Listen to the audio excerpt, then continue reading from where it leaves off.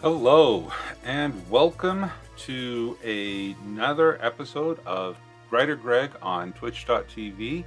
I'm glad to have everyone here, or who may be watching on a VOD or at youtube.com, WriterGreg First Drafts.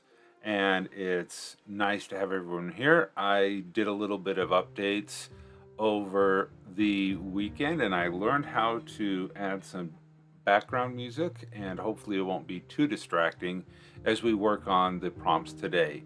Today we are continuing on the path of the WriterGreg WorldAnvil Summer Camp 2020, and I will be working on another prompt number 12, where we will be talking about vehicles. So excuse me, without further ado, we'll just go ahead and jump right into that.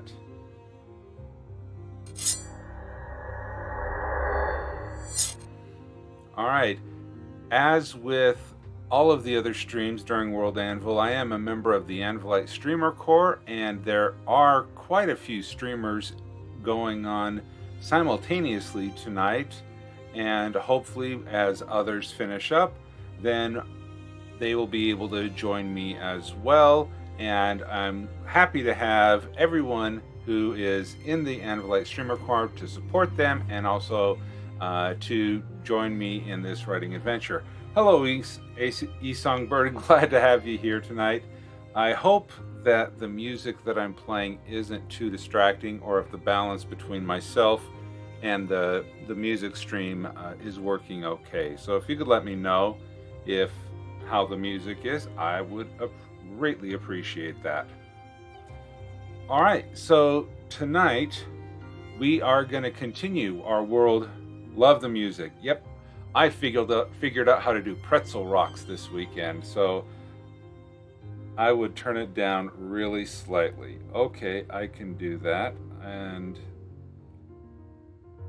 I will eventually. That's up. Okay, that's at 2%. So it's a new thing, it's a new bell, it's a new whistle, and it's going to be really fun trying to get that all incorporated, but it'll be very helpful when we do writing sprints. This is good. All right. Thank you, Songbird.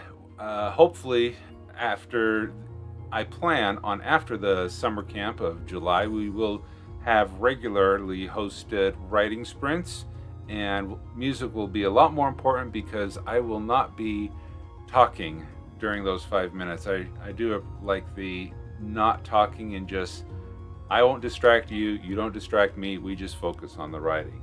So that is not today. Today we are, yes, writing sprints. We will be getting into a lot of that. Yesterday, as I was watching a lot of the other streamers, I was working on some fun enhancements that will remain secret to hopefully make the writing sprint a little bit more enjoyable. Songbird, sometimes I mute my mic just in case I start grunting in frustration. I can totally relate to that. That was a hard habit to break when I started using dictation for writing, and that was definitely a hard habit to break. All right, so this evening, we are going to be talking about a vehicle in your world that brings joy wherever it arrives. And let's just get right into this. Get the right keyboard in front of me, and again, I wrote some notes while thinking about this, and so I'll be using it, but this is going to be a little bit different, and I'm going to enjoy talking about that. But today, what we are going to be talking about is called Delivery Dragons. We're going to take off the draft, we'll go to the navigation, we will put this under Summer Camp, and we will save the changes. That way, we can take a look at this. Delivery Dragons. Excellent. All right. Delivery Dragons. Let's take a round. around a look at the template. I have not looked at this template before. Welcome, RPG Dinosaur Bob, to the stream. Glad to have you here. We are working on the vehicles that brings joy, and our delivery vehicle is a delivery dragon, and I'll get more into that in a bit as we go through some of these. Okay, make your choice. Class is the delivery dragon. Okay, I guess we won't be having a class. Nickname? Not sure there's gonna be a nick. Maybe as we go along, and I get some vibes, I share the vibes of what I'm talking about here with you, you'll be able to recommend some nicknames. There is no designation, and you'll see why. Motto, manufacturer. Yes, RPG Dinosaur Bob, it is dragons, but not the kind of dragons that you'll be thinking about. Fred. No, it's Frank. This is Frank, not Fred. This is Frank. He is my writing buddy who sits with me and helps me inspire me. So this is Frank, my writing buddy. So anyway, I don't know who Fred is. Anyway, as far as the organizations, yeah, he's a little stress reliever at times too. I don't know who's gonna make these yet.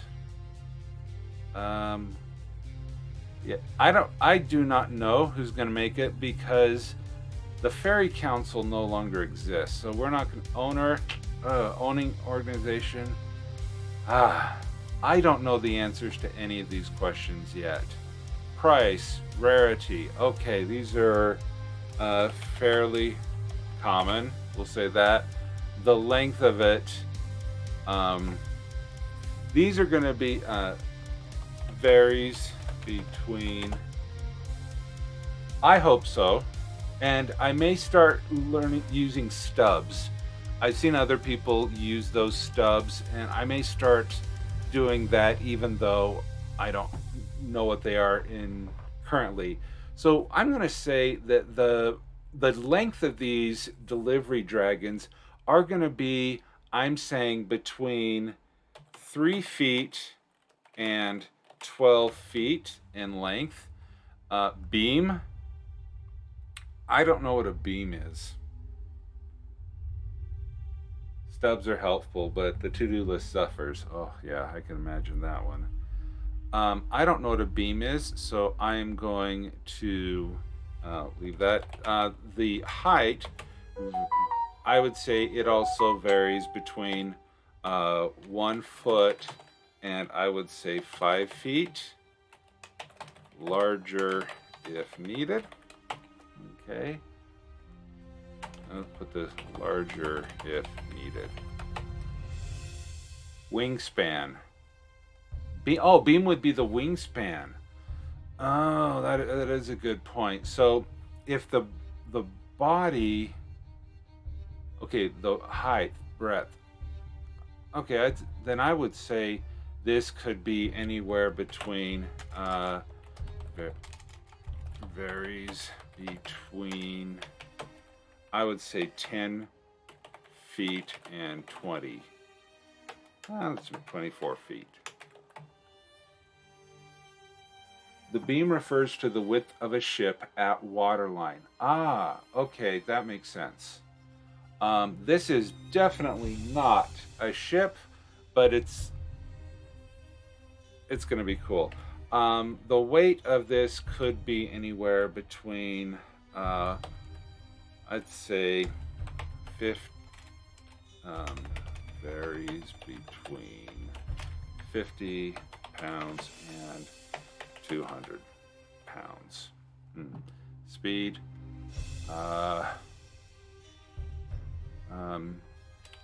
varies. Yeah.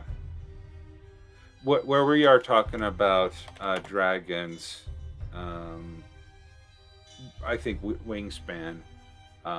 Let's beam. Wingspan varies between 10 feet and 24 feet. Okay, varies per power source available. Okay, complement or crew, none. There is cargo and capacity. Yes, it is a West Valley City. Stupid autocomplete.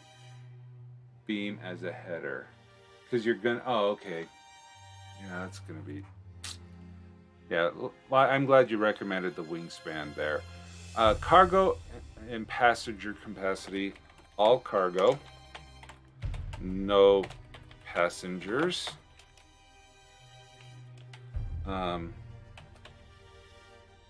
Well, the available cargo varies per Dragon model,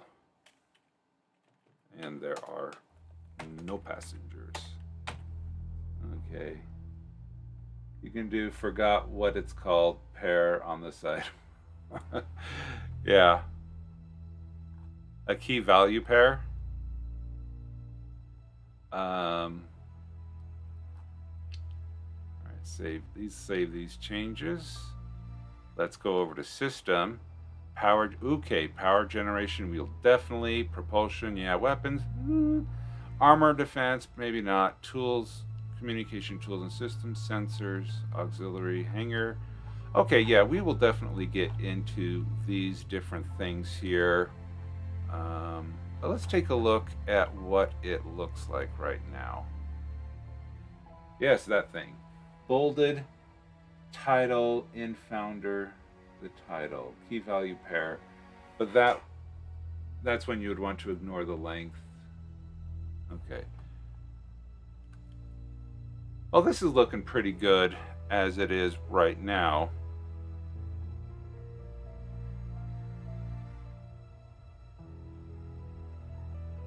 Where, eSongbird, where would you put that? The bolded title, in founder, the title. Where would you put that? Is that like in the beam? Hi, Scribe, welcome. Yeah, that is a health. We haven't. The way I'm composing these things is I'm getting all of the easy stuff out of the way.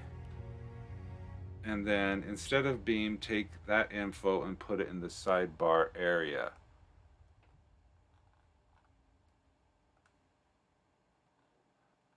So probably over. Well, I'll worry about polish in another time. I want to get into the vehicle itself and start talking about that. And not the identity, the properties, systems. All right, so let's switch over. Get rid of that keyboard. Let's switch. And I figured how to do this without having that always come up. So let us talk about, not that. All right, here we go. We will start with, we'll call it, if you put wingspan 50 feet in the sidebar, it'll look like the template stuff. Okay, let's go over to the sections, over into sidebar. Let's see, dash wing span 50 feet. Is that 2 dashes or is that an M dash?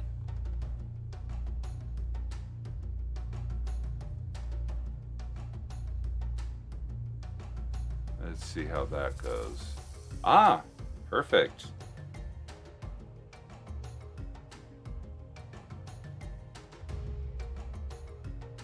2 dashes.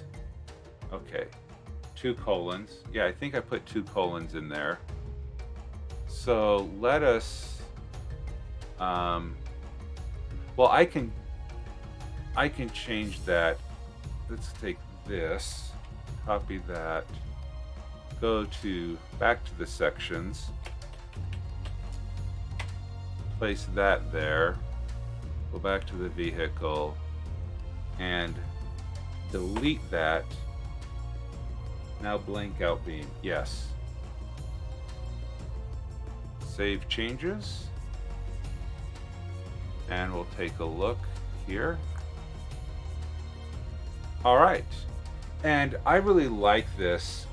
Thanks, RPG. I really like this because now I can put more stuff in here, but I think what I'll need to do is take all of the stuff out of the specific components down here in the properties and put all of that up into the section so it will look consistent, and then it will be in the order that I like. But I do really appreciate that works really well. All right, so the idea now, what is a delivery dragon? A delivery in the year 2020, can you think of anything? What is the thing that has brought us the most joy in the year 2020? All right. Okay, see you, Songbird. Have a good dinner. I'll be back. I'll be here, so hopefully you'll be able to have dinner and join us later. Okay. What brings us the most joy in the year 2020 than the Amazon box? And hi, Heel 18. It is, I think, the ring of the doorbell, and magically this little box with a smile appears. And that, whether it be delivered to you by UPS, FedEx, mail, okay, UPS, USPS, a negative COVID test. Yeah, that's true. But for me, since we really can't go out, I think the biggest thing that has brought me joy is new toys delivered to me from Mr. Amazon. And the internet cats of internet videos of various cats, sure. My Uber Eats driver, that is very true. Unfortunately, I don't eat through Uber Eats. I don't get drones, or neither do I. But that was, you hit it right on the head, Dinosaur Bob. It's drones. What I'm making here, the vehicle that is bringing joy to everybody in the world of Sagadorm, are delivery dragons, or for lack of better terms, drones. They are magically powered delivery drones in the shape of dragons that deliver packages throughout the world of Sagadorm.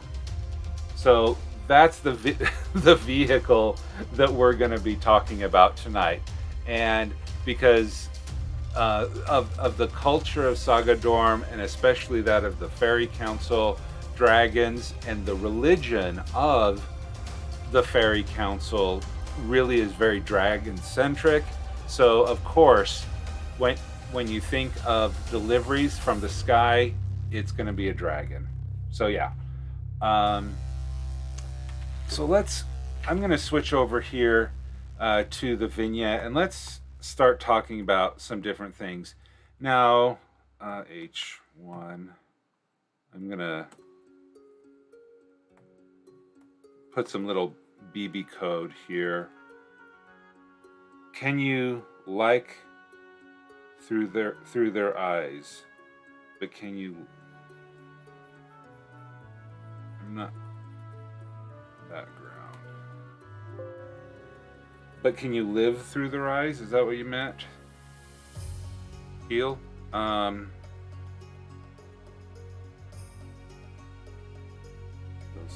think of all the cats they'll see on the way.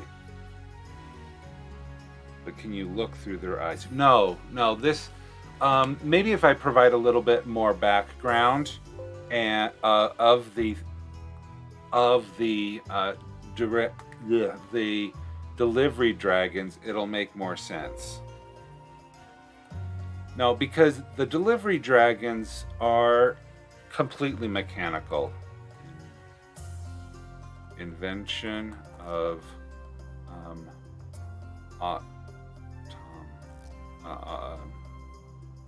non-fairy magical power.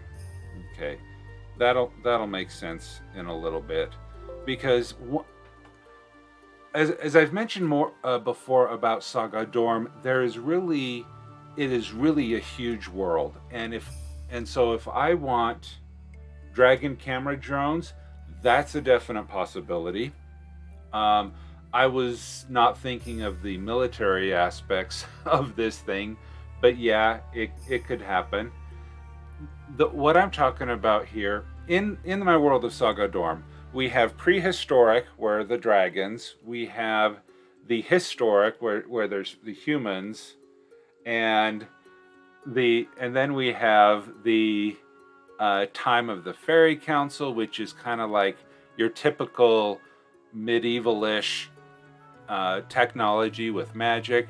But then we have the Great Decimation, and I'll talk about the Great Decimation in the background. But a century or so after the Great Decimation,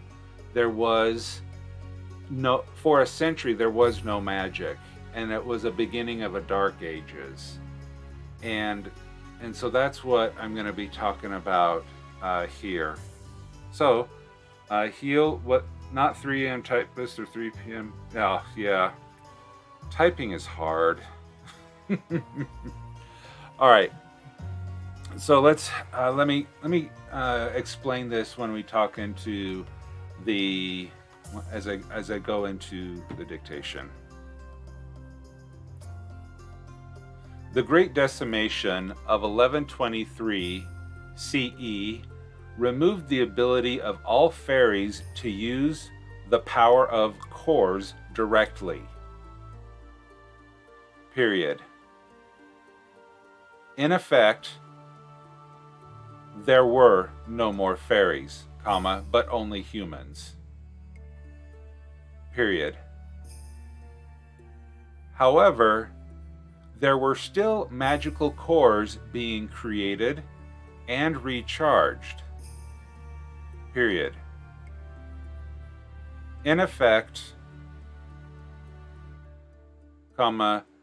there were a whole bunch of open quote batteries, close quote, but nothing that could access the power held within.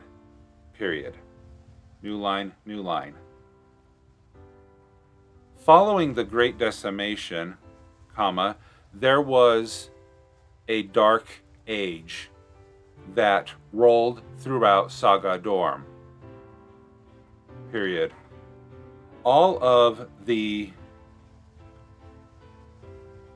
conveniences developed in the world based on magic stopped. Period. Countries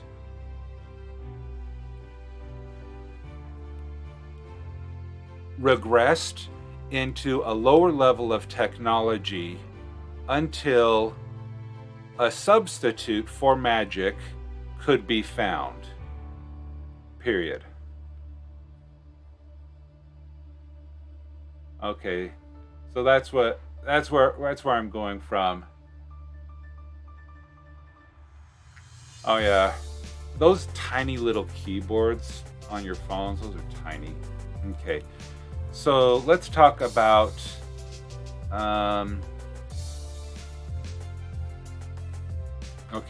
the invention of non-fairy magical power. Let's just capitalize that.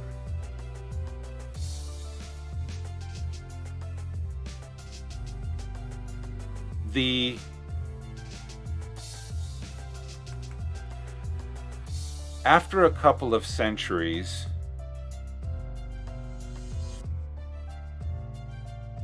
a new normal was formed without magic, period.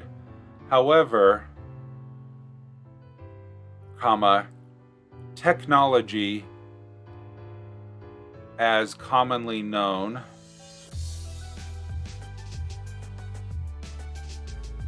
that would become many centuries in the future, had not been invented, period.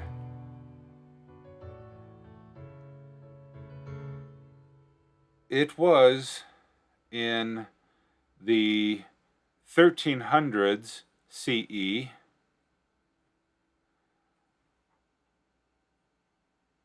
a person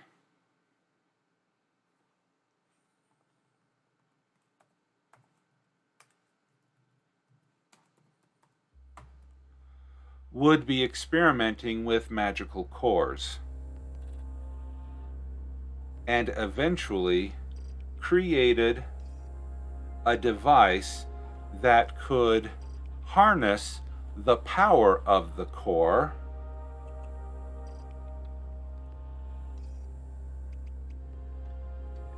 non-magical and convert it into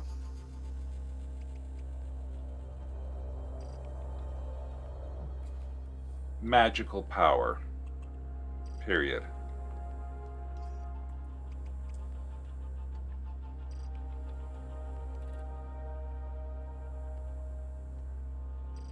The device was called, open quote, synthetic fairy, close quote, or a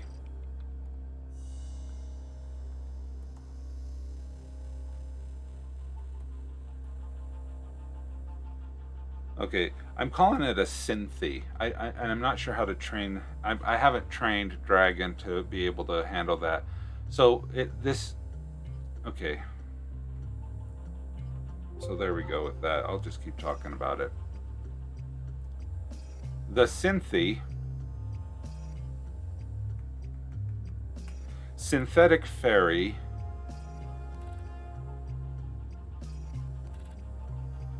contained a user of a synthetic fairy would place a charged magical core within its chamber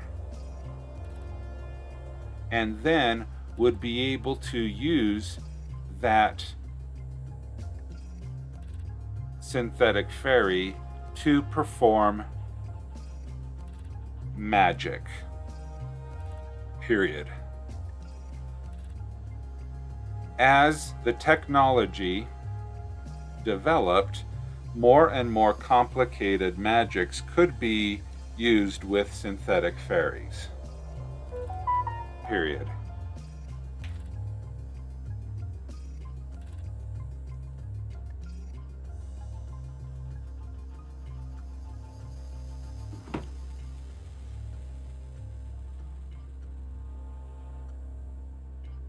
Okay, what else?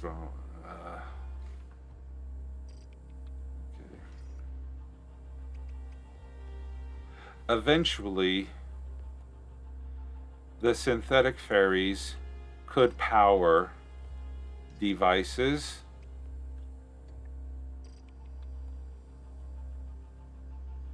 and automatons, period.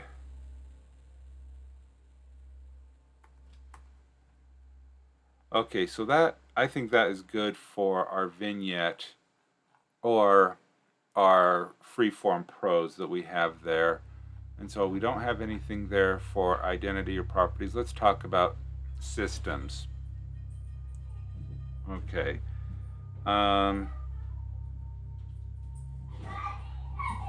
And that's all of my children coming home from swimming lessons.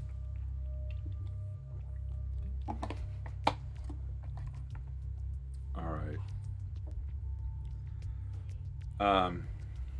All right. So let's talk about power generation. Now, I already talked about. Okay. I already talked a little bit. Here in the Salt Lake Valley, we have a couple of indoor pools that are open, and there's limited. It's like a gym or a rec center. They got a gym section, a pool, a track, and stuff like that. It's a community center with a pool, and so they are opened with limited attendance, and they follow the social distancing and masks and all of that stuff. So yeah, and so one slice of normality is returned. Okay. All right. So power generation. So let's see. The user. Okay. Imagine as technology develops. Okay. Yes. Yes, heal that. Yeah. It's a. As services are slowly opening back up, it is depending on the city whether they determine. The city follows the recommendations of the county, which follows the recommendations of the state, which follows federal recommendations. Okay, so let me talk one more thing here about power generation.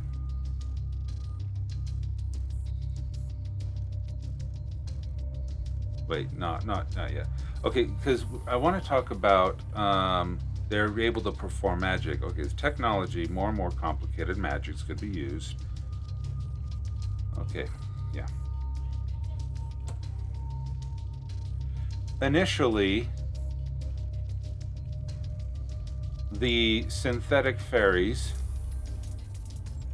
could replicate simple spells,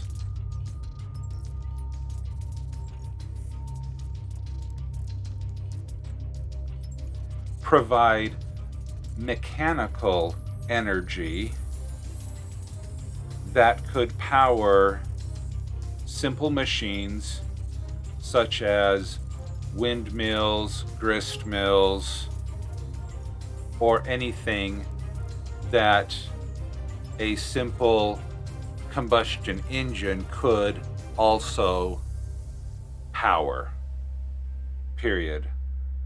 It was much later when the synthetic fairies could replicate magical spells, such as levitation, invisibility,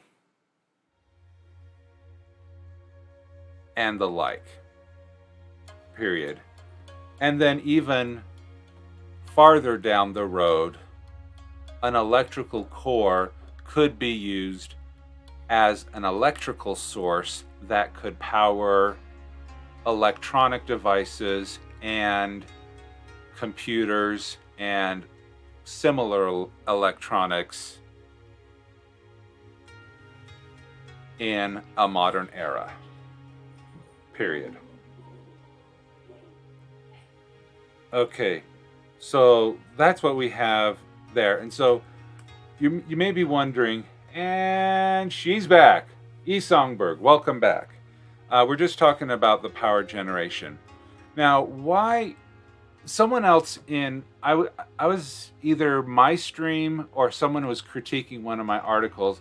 I made the description that my world goes through a great decimation and all magic is gone. Similar in the Marvel comic universe, where the Scarlet Witch said no more mutants, literally all mutants lost their powers. And why would I do something like that in my world? Easy, because I want to write more than one kind of story. And but still have it in the same connected world that feels lived in. And what these synthetic fairies or synthes allow me to do is to tell steampunk stories or similar things like that with your automatons and the like. I wanted to be able to, if I wanted to, I could have a steampunk short story set into and nestle it in between modern era and the fairy council era. And so one of the things that has always confused me about steampunk is their power source. It's not always steam. It's usually just this hand wavium magical power source that powers the automatons or the other things like that. And so by taking this magical creation, these cores, and then inventing a way that that magical core could be harnessed by anyone, or more importantly, anything, then I'm going to be able to do things like steampunk. Even though my steampunk probably won't have a Victorian England vibe to it, it will then still have the same kind of vibe where you have machines that do cool things, but we can't do it, but they can do it because they have quasi magic. So that is what I have for there. Okay, now we need to talk about the propulsion.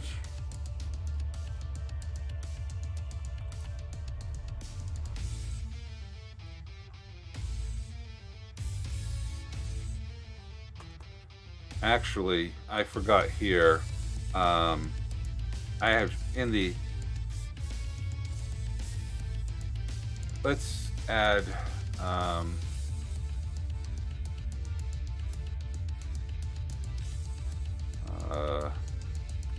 Description. Okay, let's add that here. Wow, this music is kind of driving. This first time I've really written with music before. I usually have the sound off. Okay.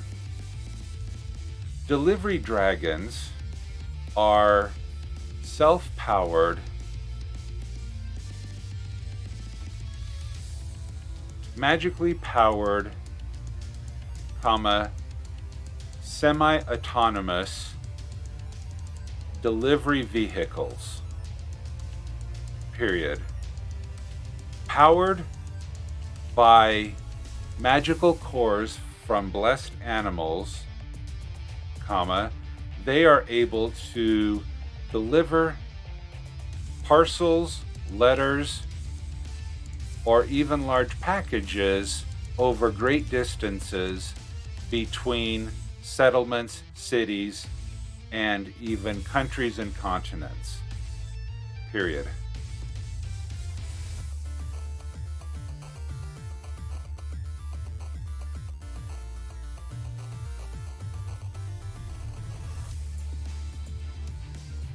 The delivery dragons vary in size based on the needs of the cargo being delivered. Period. There is also additional features for more security-minded deliveries, such as extra speed, altitude, and even invisibility. Period. A network of delivery dragons has been established by its inventor, name to be determined,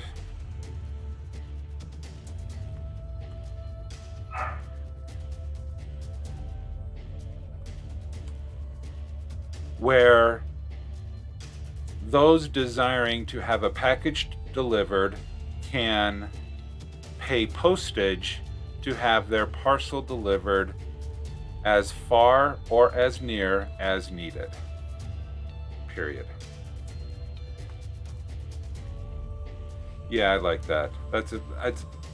I think that's better to have that description up there than later, because sometimes I start talking about the background and I don't talk about the actual thing. Because here, let me tell you this whole prologue about all of the Elvis shoes before I actually get into it. These articles I just need to get more specific. Okay, propulsion. Yeah, E-Songbird, yeah. And I've had some of my writings early described as, well, it happened in a beautiful white box, because there was no description or anything like that at all. And so, yeah, it is what it is. All right, let's talk about propulsion that we have here. The Delivery Dragon propulsion is provided by a synthetic ferry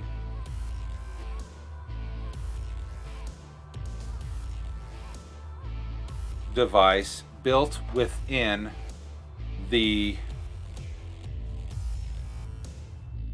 wings of the dragon. Period. The larger the delivery dragon, or the farther distance the dragon needs to travel,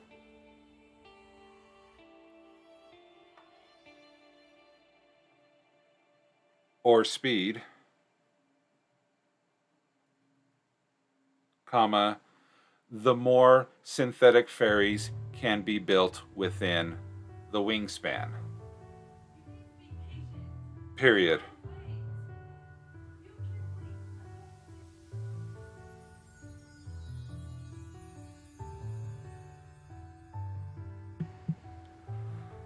All right. Sorry about that.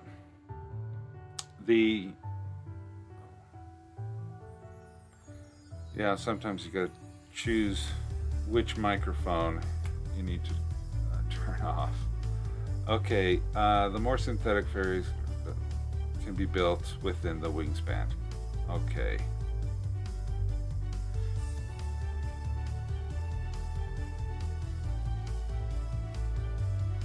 This propulsion is a part of the second generation of synthetic ferries that could harness magical spells and have them applied to mechanical devices, comma, such as the delivery dragon.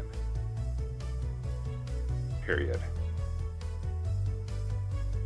All right, that's good for that. Let's go to weapons and armament.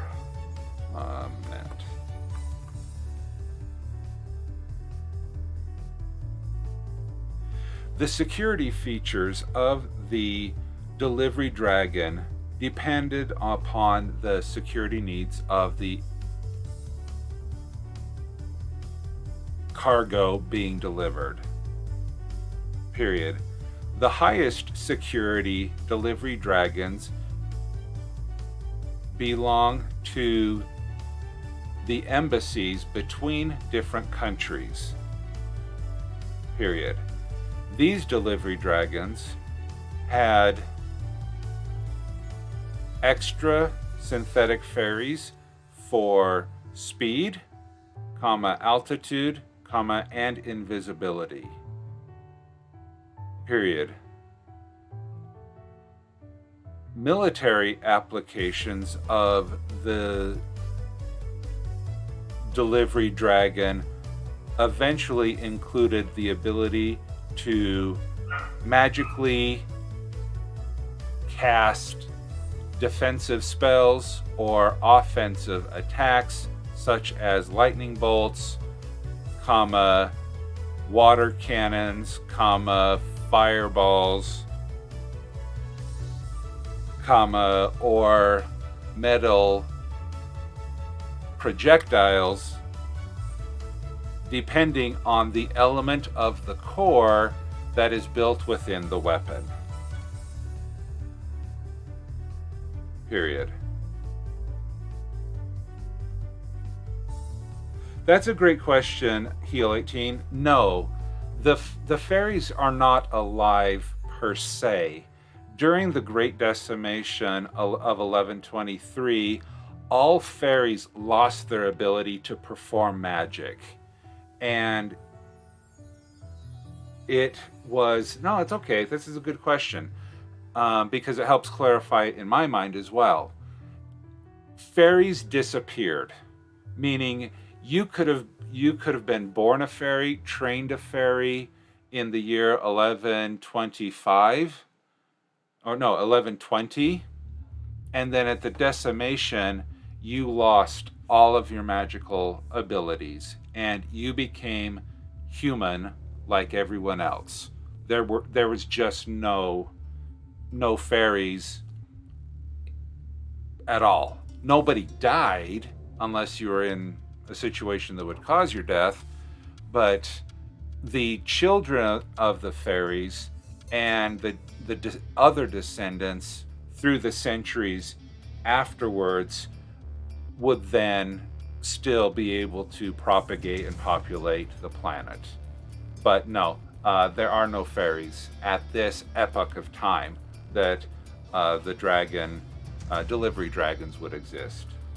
I'm very guilty of talking around a subject in my articles. Well, everything that you put in your articles is a potential nugget that that can provide inspiration for a new story, a new campaign, a new conflict that your characters or your PCs or your story characters can explore and discover. So it wasn't, I think it was RPG Dragon that his idea about, he said something about, weaponry, and that's where I put in that whole thing there at the bottom about them being able to spit out, defensive things or offensive things. So yeah, it's a different thing. Okay. So weapons and armaments, armor and defense. Okay, armor and defense. All right, let's talk about this. The delivery dragons were made primarily of high carbon steel that could withstand attacks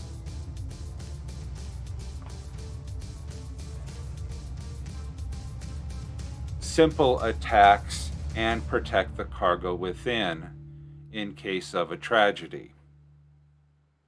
Period.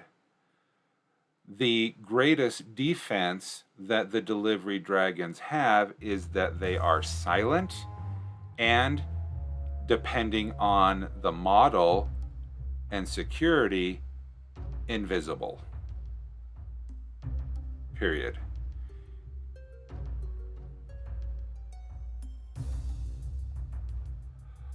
Welcome back, RPG Dinosaur Bob.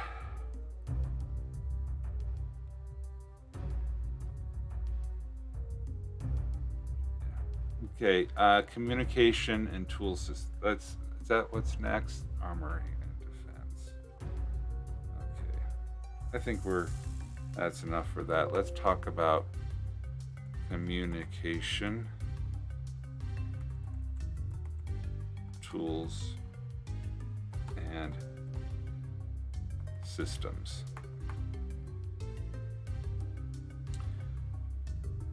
As automaton vehicles,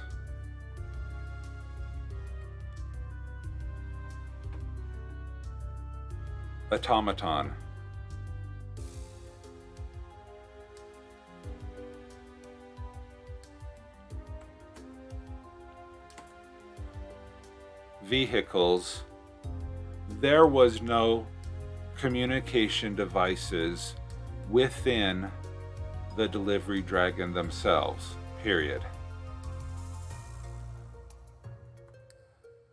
There are systems built within the delivery dragon to be able to set mission parameters so that the cargo can be delivered safely, period. The primary system is navigation, where the coordinates of the destination are, and also the delivery. All right, I just had a new follow. Mergendor. I hope I said that right. Welcome, Mergendor, to following the channel. I really appreciate that. And and Galadan. I hope I pronounced that one. Galadan 1. Thank you very much for also following. I hope that you find something enjoyable here this evening and in the future episodes. I really appreciate it. And welcome back, Scribe. Glad to have you. Okay. Let's go back. Oh, okay, good. I'm glad I did say it right.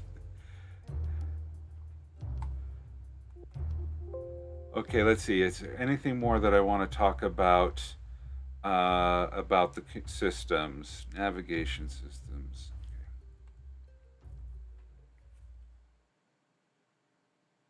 Yes, please, everybody follow. I am currently at 36 followers, and I would love to get to the magic 50 before the end of WorldAnvil, because that would be a highlight of my day, month, year.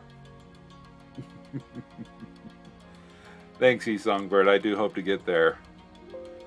All right. A secondary system on delivery dragons includes the security of the cargo, period. This system would control invisibility and weapons if installed upon the delivery dragon, period. Oh, I didn't want to save that. Okay, let's see. Communication tools, sensors. No, not going to talk. Hangars and docked vessels. Yeah, we can talk about that. Hangars. And according to my Twitch stream manager, I have 36 followers. And I think I started WorldAnvil Summer Camp with like 3. So, 1,000% increase. That's not bad. Yes, I am over halfway there. Camera drones. Yeah. Sensors. Yeah, okay. Let's talk about sensors. Okay. I need to get to 50 followers so people can start collecting points, so people can start reminding me to drink water. Okay, Dinosaur Bob, this is for you. Let's talk about camera drones. A close cousin to the delivery dragon, is the surveillance dragon, period. The surveillance dragon has little cargo space, but has the ability to spy or surveil specific locations, period. Early versions of the surveillance dragon was purely magical, where the dragon could be flown over enemy territory and spy on movements from a high location. Period. The visual sensory information from the surveillance dragon had to be observed in real time by a military or government official or intelligence officer to record and communicate the observed information. Period. During the third generation of the synthetic fairy, where electronical devices were incorporated, recordings of the video information could be stored on the dragon and then watched at the convenience of those using the surveillance dragon. Period. Yes, monitor sounds less scary. Let's see. Control, find, spy. Do I have a replace? Nope. That's not what I wanted. Okay, spy. Monitor. Monitor. Let's see, do I have any more spies? Oh, okay, cool. All right, cool, there we go. Okay, there we got the sensors. Thanks, Dinosaur Bob. All right, let's talk about the hangars and docked vessels. All right, we're getting close to, this is the last section I have. And I don't want to start another prompt tonight, but if anyone has an article that they would like to share with the community that's here tonight, who would like me to review, critique, and provide feedback, please put your link to your article in the chat window, and I'll do that on a first come, first served basis, and then we can have fun with that. But let me finish this last section and take some time figuring out which article, if any, you would like me to critique or read on the stream tonight, and we'll be able to go with that. All right, so hangars and docked vessels. I did talk a little bit about this earlier, about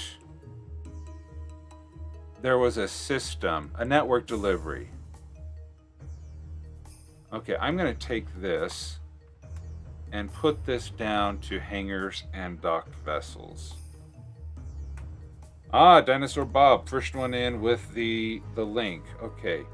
All right, so hangars and docked vessels, a network dragon versus hangars and docked vessels.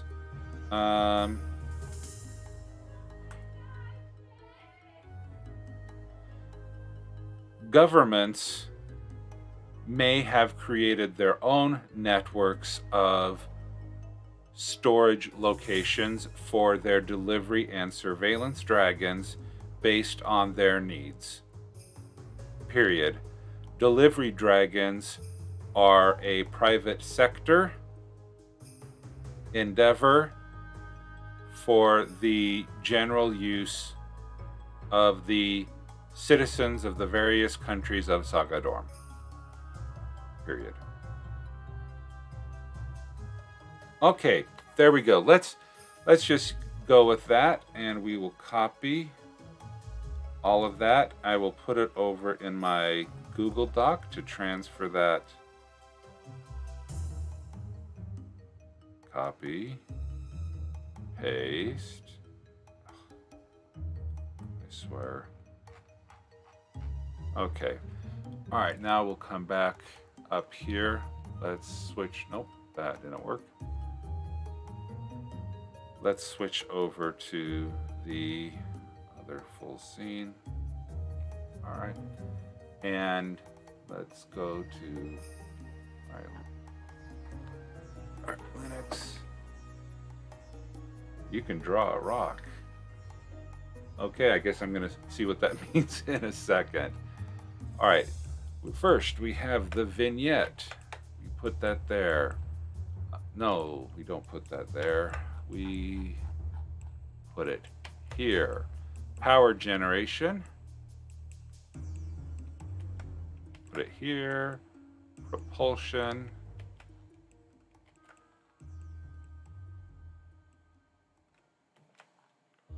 Weapons. No, that was okay. Armor and defense. Communication tools and systems. Sensors.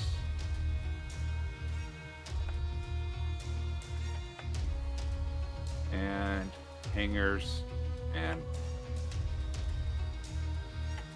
duct. All right, here we go. Let's save the changes. Let's take a look at the document. All right, this is looking good. Those need to be header 2s so that all the headers match.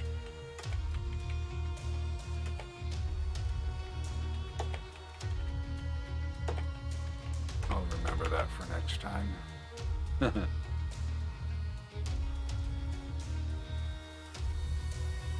All right, save changes. Yeah, that's better. All right, let's go to NaNoWrimo. Let's see how many. Wait, community challenge. I'm pretty sure. Yep. All right. All right, it has been submitted. And let's see, how many words do we have? 915 words. That's the tad overkill, but I will take it. This was a fun article to write. All right, there we go. And yes, okay. So let's take an end of that and close that out. All right, we have copy. We are going to take a look at Trail Cairns of the Merchant Miners by RPG Dinosaur Bob, and let's take a look at that. I'm going to turn the music down a little bit more. All right, let's see, that doesn't turn it down in my earbuds, so never mind. All right, Trail Cairns of the Merchant Miners. We need to watch the forest carefully for the next half day. There are dark creatures in this stretch of woods, and we need to keep the wagon formation tight and our eyes wide open. How do I know they're out there? Trust me, I know. A merchant miner captain speaking with his employees after passing a nondescript piles of rocks on the road. Ah, there's the picture of rocks you were talking about. Ooh, this is going to be good. Okay. What prompt is this for? Is this a secret message? If you could let me know, Dinosaur Bob, and let me know how you prefer to be referred to as. Is it the full name? Do you prefer Dinosaur Bob? Let me know. Okay, the merchant minders have been supporting trade caravans large and small along the coasts of Icefell Bay and Farsi for 134 years. But in the past 25 years or so, a growing part of their business has involved merchants flying a route between Endmere and the city of Carnstone Deep in the Feywood. Secret code. Yeah, okay. The merchant minders had started developing a method of ensuring that any team on the road knew what was ahead. At first, the open roads along the coast had only limited hazards to worry about, but in recent ventures into the Feywood have introduced whole new types of threats. Nevertheless, the merchant minders have a system to ensure that they're always prepared for what is ahead. Cool. To be effective, we learned long ago that it is important for every team to know what was ahead on the road, where danger was likely, where terrain became difficult, but we also know that warning the world of all this would be bad for business. So we have developed a code written with small, unobtrusive piles of stones placed along roadsides. To become a captain of the minders requires a complete understanding of this code, so study well. There will be an examination. Okay, Bob, thanks. Type of cairns. There are 7 basic cairn designs. Is it cairn? I'm guessing. Though it's possible to combine elements of them to provide information beyond what a basic cairn can tell. The 7 basic cairns are as follows. No good camping ahead. This cairn is the only one that does not use extra small rocks. It consists of placing a larger of the 2 base rocks on top of the smaller one,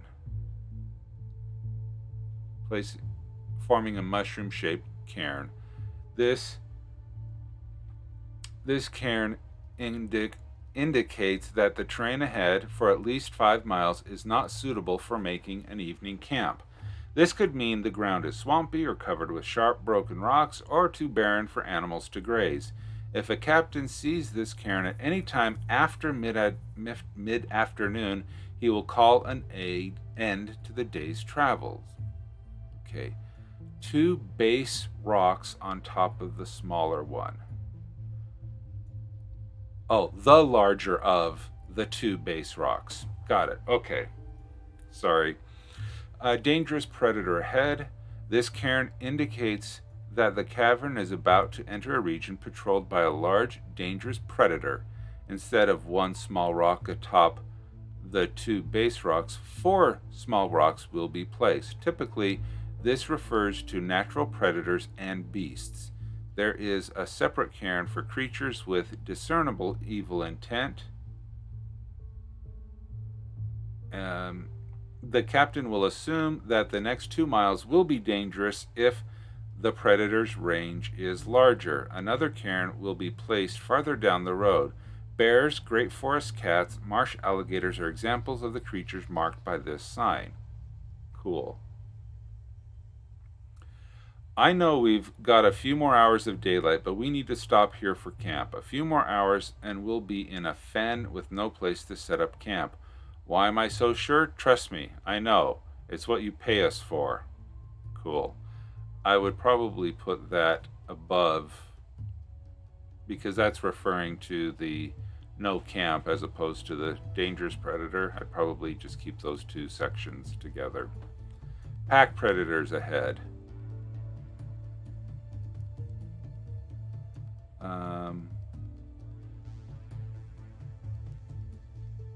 Wait, 1 small rock atop 2 base. Okay.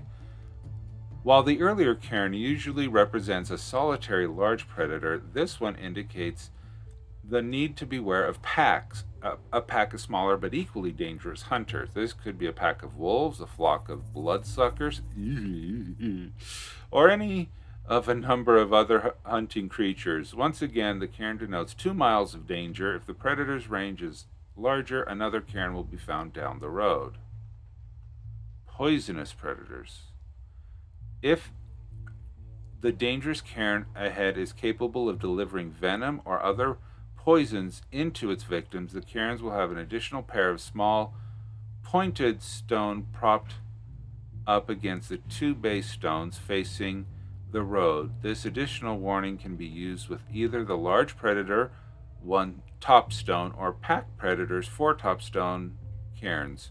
The merchant minder's experience tells them that knowing a venomous enemy is ahead allows for extra care if combat is needed and to have antidotes ready at hand just in case.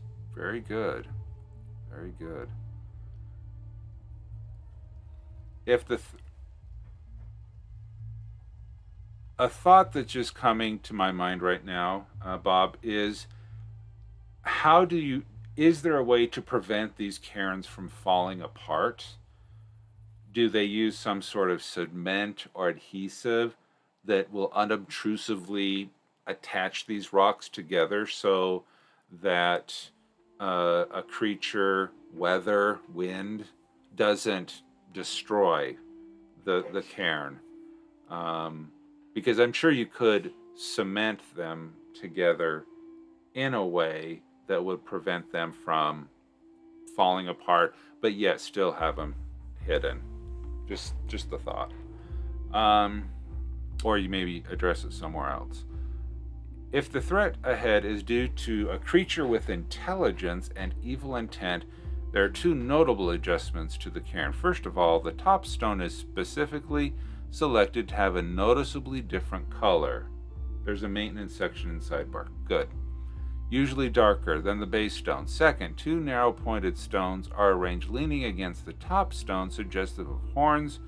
According to some merchant minders, the threat represented by the cairn could range from a small group of bugbears to a green forest dragon. When the cairn is found, assume the worst. The customary 2-mile rule will be assumed. Okay. One particular type of evil threat does deserve its own cairn. This is the presence of a band of highwaymen or bandits. Whether they be goblins or humans, anticipate an attack from a party that believes it is large enough to take on a merchant minder's team. Small groups have either learned to leave guarded caravans alone or they no longer exist. This cairn looks very much like the pack predator cairn, except it has additional small rocks resting on the lower base rock surrounding the smaller base rock in the middle of the cairn. Okay. The last type of cairn is not a warning sign. In fact, many is the time when a captain of the minders was thrilled to come across one of these.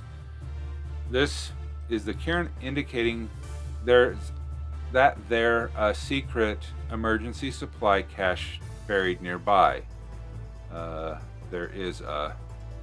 In the cairn, there are no smaller stones atop the base stone, but there are two smaller stones placed carefully on opposite sides of the pair of base stones. In this cairn, there must be a discernible size difference between the two smaller stones, for they are used to point direction.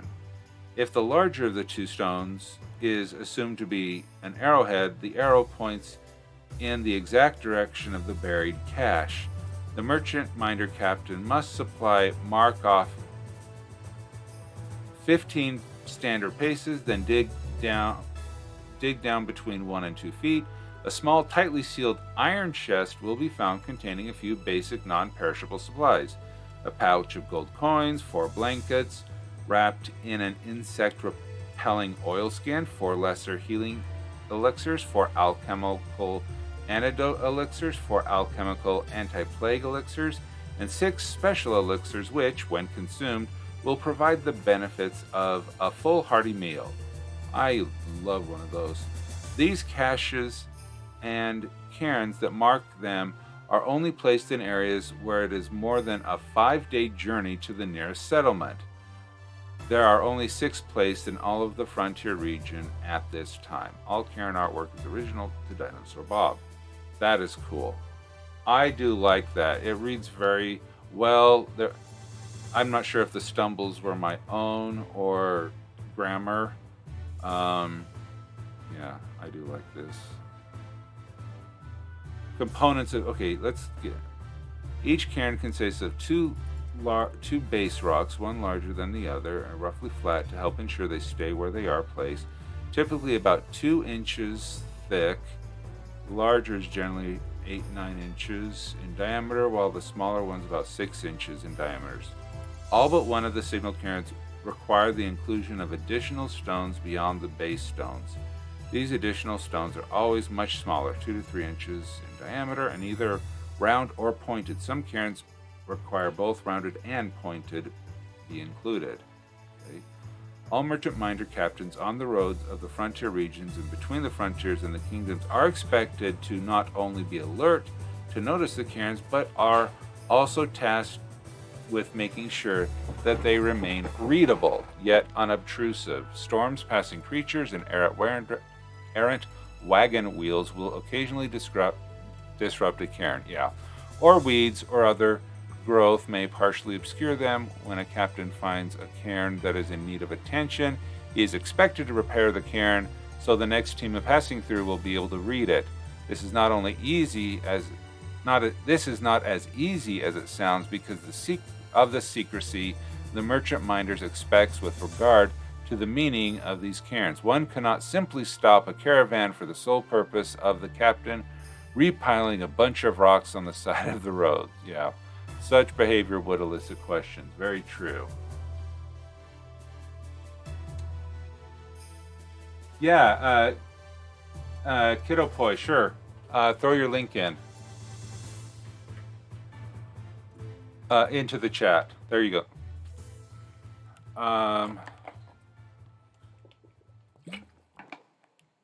Okay.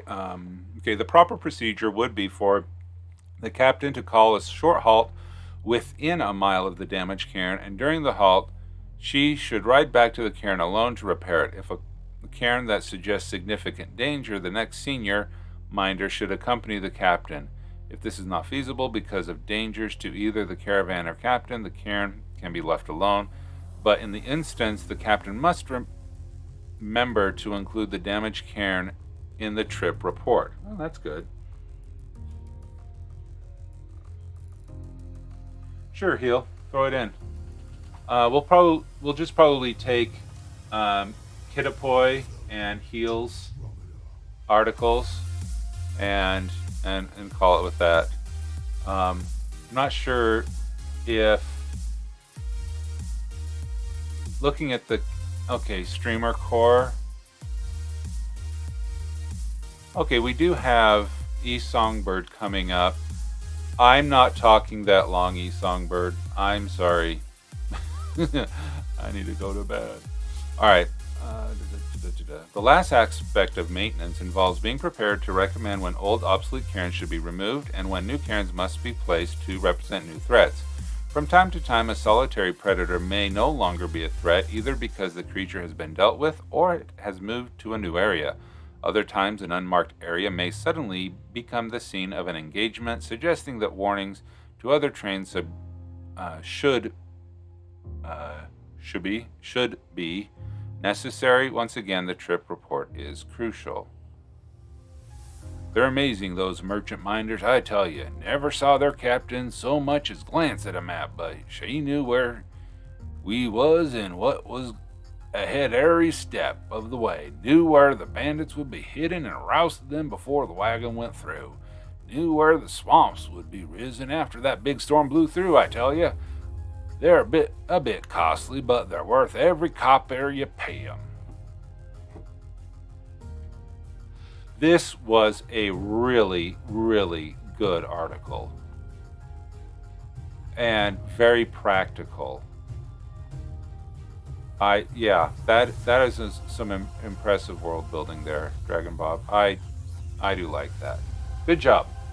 Good job. All right. Kiltopoi. I'm sorry if I butcher Kiddopoi. I'm just terrible. Okay, let's look. World of Wizards Peak. All right. Rebirthdays with one. Okay, here we go. Kittlepole. Boy, Kit oi poi. Oi poi. Oh, Kittlepoi. Kit oi poi. I'm sorry. I can't pronounce a darn thing. Kit oi poi. Kit, thank you. World of Wizards. All right, rebirthdays with one. Every rebirth is a victory. Our lives were stolen from us in the disintegration. And through the divine grace of Anam, We have the chance to live them again. We are lucky. Not every wasted life gets this chance. We soul-forged do not waste it.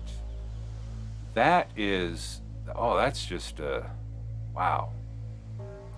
Very intriguing first sentence. The great thing about that sentence is, or that paragraph, is that it invokes so many questions. Sometimes I'm glad I'm just Bob. Yeah, I'm Greg. Orcish lives were short and meaningless in the old days. Now our lives are still short, but we matter. Every day is a birthday for us. Interesting. On the day of our rebirth, we go back to the Soul Forge. One is there to welcome us back. The doors open and they are standing there. We file in one by one. They greet each of us by our name. They tell us about our first moments and what they hope for us. We tell them what we have done that year. Who wants pie? 314. I want pie. Okay. Why the... Okay, I'm just gonna... I'm confused but intrigued. And that's good-ish. It's better to be more intrigued than confused, but...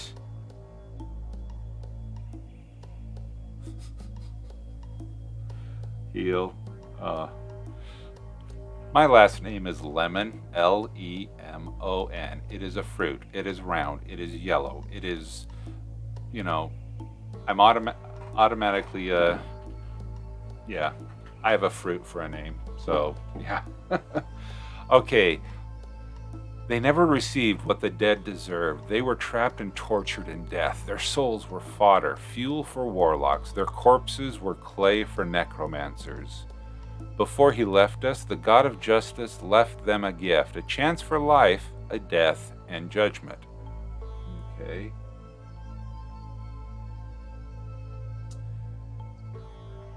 Yeah, they are fun names.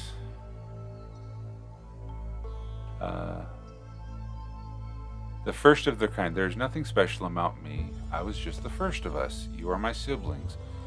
I just want what is best for each of you. Okay. The first soul-forged one is not a leader. They are not the parent of their people. They eschew any attempt to raise them up, considering themselves the first of equals. The other soul-forged consider one their eldest sibling and their first friend. Okay, this is good.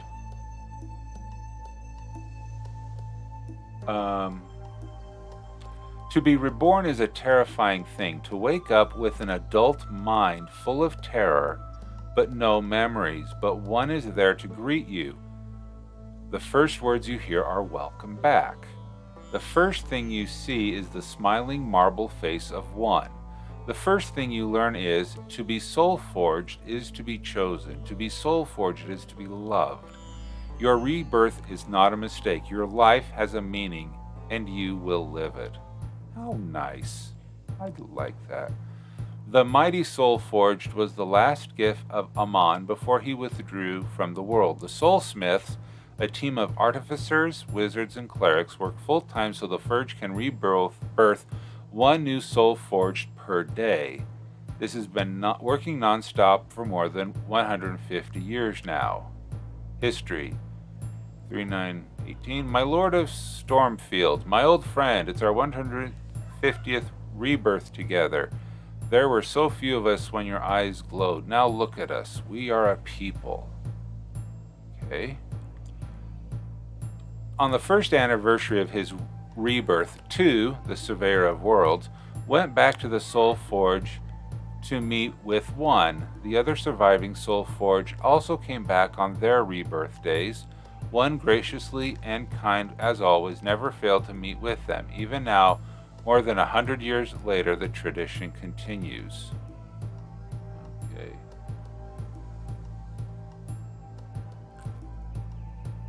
Heal. Sometimes I wonder if there should be rules on naming your children, but that's just for Elon Musk. He's the only one that needs it.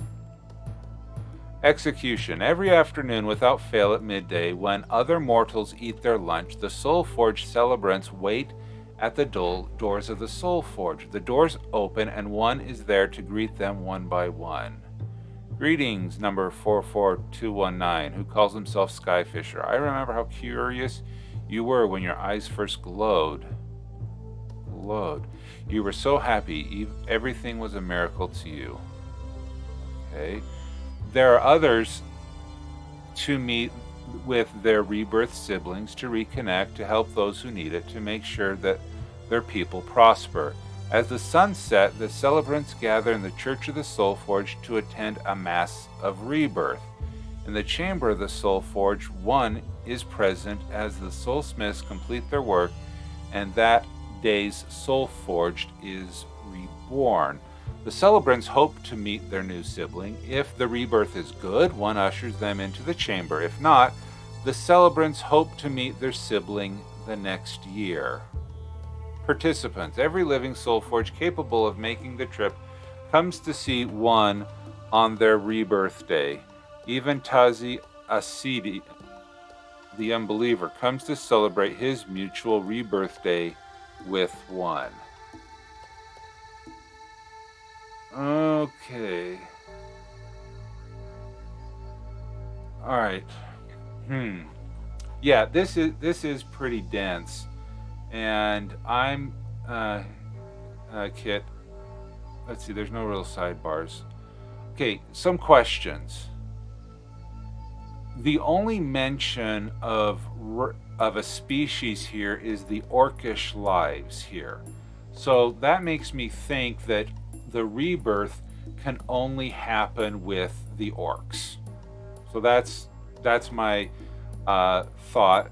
The rebirth day. There we file in. Okay, so now is the rebirth day with one something that happens every single day? Does it happen annually, like January 4th? Every January 4th or your equivalent is the rebirth day, and all 150 orcs come back together. But then you use these really large numbers, like 44219. So someone is born every day, but if you were reborn the 4th of January, you come back the next 4th of January to see who's born on your same day. Like everybody who's born on January 4th in Earth are birthday siblings. Yes. That's okay.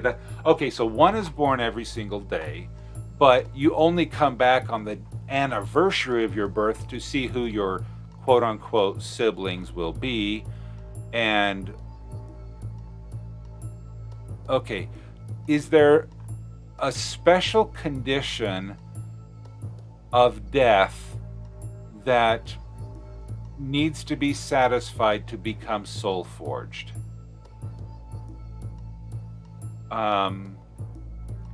Because you only have, if you have an Earth calendar, 365, that means only 365 individuals.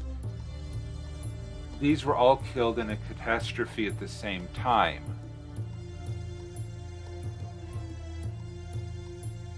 Okay, so does that mean once that they are 500,000 people in a city, okay. So does that mean that only one, there's a waiting line in the ethereal plane for people to become reborn, and it's just one per day? Okay, yeah, there is. Okay, so there, man, that'd be a boring queue to be in. Okay, so all right, yeah, all right. That would okay. The last gift of Anon. Okay, so is they're dead? They don't care. Fair enough. Okay. Um, Now, was this great decimation in relationship to the gift of Anam? What did the decimation happen and then the gift was given? Was the gift, where does the gift and are those two related? I don't know. Execution, greetings. Welcome back. What happens after all oh.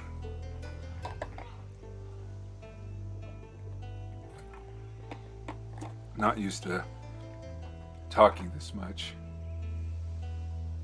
That's in my world building everywhere else, so I'm scared to repeat it. Oh, okay. That's fair.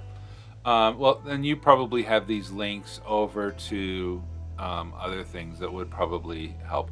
But yeah, this is intriguing. The concept of reincarnation. Okay, so here's maybe another clarification. If you have the 500,000, that is it a repeating cycle? You say that one has been alive for 150 years. Does one ever die? So if person is rebirthed on this day and then they come back, they die, are they just put back at the end of the queue? And then whenever their slot comes up, then they are rebirthed with no memories, and they just have a new, different birth date. They can be killed, but they're constructs. Oh, 1 and 2 are constructs. When they die, they go on to judgment. So this is not an eternal loop of, they're all constructs.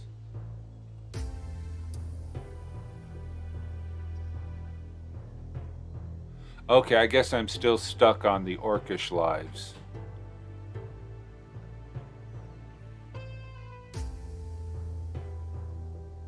So they're constructs / androids / my fault. Oh, yeah, because I could really see this working for a faith of 500,000 of believers who believe now that they're in this endless eternal cycle of rejuvenation, of reincarnation. But if they're constructs and their constructed body falters and dies, then they just get rebirthed into a new construct, I guess. Okay, really fun. Really fun. Okay, I'm gonna like that. And good. Heal. Could you... I'm gonna scroll back to see if... No, I found it. A placeholder name. Copy link address. Okay. Yeah.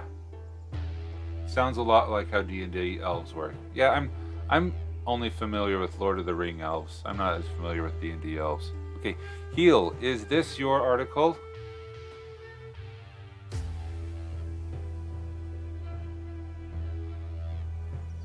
That's a good question, Dinosaur Bob. They were orcs before the catastrophe.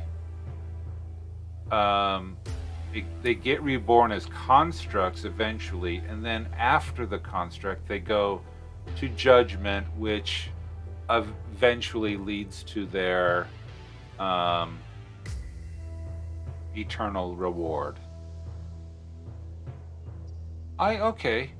So eventually 1 and 2 are going to be without a job. And what happens then? I don't know. Yeah, kiddo point. Yeah, okay. Yeah, eventually they'll work themselves out of a job. 500,000 divided by 365. I'm not going to do that math. Yeah, sure. They could deactivate themselves and go on to their final reward. Hopefully, it is a reward, but I'm an optimist like that. Okay, go to a placeholder name homepage. Gotta love that. Okay. So, Heal. Which article is this? I want to know what prompt context to be able to judge this. Not judge. I don't judge, to critique. I'm sorry. Souls.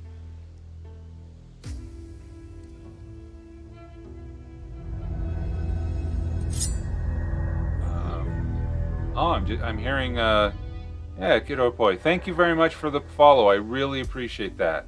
This is a document. 1,300 plus years. Thank you so much for the follow. I really appreciate that. Okay, let's talk about souls. This is a document? Okay. You know, selling your soul for a nail clipper isn't such a bad deal. Your soul is practically worthless, you know. Where are you going? Suitor of the longest nailed girl in the land. Oh, that works. Souls are many a thing to many beings. Personal, unique, irreplaceable. On a micro scale, that's a fair assessment. For what else could be more valuable than that which is at the very center of one's being? But what of the macro? Things change very quickly when you get to the macro scale, now don't they? You know what they say, a pebble in heaven is a mountain in hell. Say you had a pouch affixed to your person which filled itself with coin every day. Would that not be a good thing? Why, with a bit of planning and investing, you'll never have to work a day in your life. No toiling in the fields, no crawling in the pits, only the simple pleasures of life. What if there was a limit to the coinage? Say a platinum coin a day. Maybe a little something for your birthday and a New Year's Day, perhaps. How fortunate you would be, my friend. Why, many dreams of witnessing the metallic glimmer of a platinum coin, let alone owning one. That's all well and good, you might say, but where's the catch? There is none. That is the beauty of it. A free lunch, a free life. Lest you get killed, of course, which would truly be on you, don't you think? What's that? Something weighing heavy on your mind? Not just the extra pounds you would have. You desire a lesson, a message to take, perhaps a riddle to solve? Why can't things just be perfect once for once? A happy ending. To be announced. Address what repercussions souls coins multiplying would have for the value, usability, inflation. Souls could be read as documents by higher beings. If a too low of being were to see one, it would just look like the being possessed the soul. Purpose. Souls store and list the traits possessed by and bestowing upon a being. Okay. Dinosaur Bob, thank you for doing the math. Okay, Heal. A document. I like the tone. Fun, conversational. I almost get the vibe of someone is trying to sell someone something, like a used car salesperson trying to sell the concept of selling your soul for a pouch that could give you a coin every day.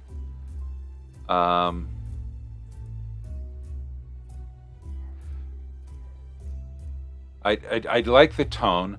I'm just not sure how. Okay, a soul stone. Okay, Songbird. Here's my feedback. I love the flavor in your article, but I don't see the document in the article. I feel like what you have is a conversation about a contract for someone's soul. In summary, think of a soul as a player sheet. Ah, okay. See the information. Okay. Well, this is a really good introduction. It's fun, it's a reading, but there's no foundation on it of the article itself. You have the flavor, you have the dressing, you have the curtains, but we don't have a foundation in and of itself. And I agree with E Songbird. We need to have more about the document. I haven't written my document. Let's see. No, I don't have anything written for my document yet, so that's fine. But yeah, it's a fun tone. I would almost take this thing and put it in a sidebar as a mage describing what a soul is to a different person who would want to know more about it. But as you can see from my articles, they're very Spartan and very Wikipedia-like. There's not a lot of narrative added into it, like the one by Dinosaur Bob. He had the quotes in it and all that great stuff in there. That's what I need to add, how it actually works as a document. Yeah, and if you say it's like a player sheet, pick a system and yeah, go for it. Yeah, I'm jealous of all. I didn't know all of the CSS stuff was possible. It is really good. Something to aspire to. Definitely. I'm still trying to work on that. So Heal 18, I hope that helps. I do look forward to looking more at that. So when you get into it and you have this more well-defined out, sure, come back to one of my streams. I think I'm going to do this reading stuff more often. I enjoy it because it definitely inspires me, and hopefully it helps. I do hope it helps. So with that, I think it's time to call it a night. And let's see if I have a raid channel. It looks like there are 2 people from the Anvilite core that are playing some Dungeons and Dragons, or Sable is playing Pathfinder. Okay, so what? And we do have E Songbird, who's in our chat tonight. She's going to be starting in about an hour and 15 minutes is her schedule. So, Songbird, is that? I didn't realize that Scribe was RPG playing. I'm worried about spelling most of all. I'm glad that helped. Yeah, I may be a native English speaker, but doesn't mean I can natively spell all the words. But thank heavens for spell check. That's all I can say. So I'll actually start my stream after you, if you're willing to stall. Sure, I'll stall. If you want to... Aegon's Roll Society is still going on. That's... okay. I would... for a little while long. Yeah.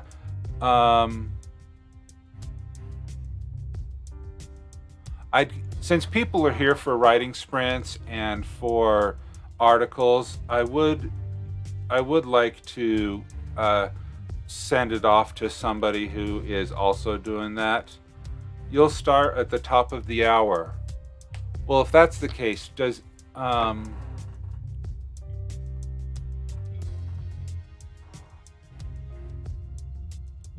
E Songbird, can you jump? Well, Aegon looks like they're closing up by the top of the hour. Okay, Aegon's doing WorldAnvil. Raid channel. I need to follow. I thought I followed everybody. Wait, Roll Society. I am following Roll Society. Okay. All right. So, yeah, it looks like that. Okay, so what we'll do, thank you so much for everyone for coming here tonight. Thank you for the new followers. We have Kidoipoi, Who Wants Pie 314, Galadan 1, and Murgador, and for the follow. And we had, since the last one, we had Kahuna the Elder, who also followed, and Dazakat also. So thank you so much. Yeah, I will raid Aegon, and then he can raid Songbird. Glad to help heal 18. And so keep those fires burning. Keep doing your great work. I will be back every day this week, Monday through Saturday. I don't have anything scheduled or taking anything off. So Monday through Saturday, 6 p.m. Pacific Daylight Time, 9 p.m. Eastern Daylight Time, -6 UTC. I will be here and working on this. So, and I may, well, we're almost at 2 hours here, so this is a lot of fun. They may go longer. I hope that you guys liked the music and that added to the ambiance of the stream tonight. And that's pretty much everything. So, yeah. Songbird, I'm the only coworker of mine who lives in my time zone, so I have to do a lot of time zone conversion. So anyway, thank you so much. I will see you in 22 hours. I do appreciate it, and go make sure that you give Aegon at the Roll Society our love and support, and have a good one. Thanks, everybody. Starting the raid. I click the button. So, Ganbate. Yes. Okay. Ready to raid. Okay, raid now. See ya. Bye.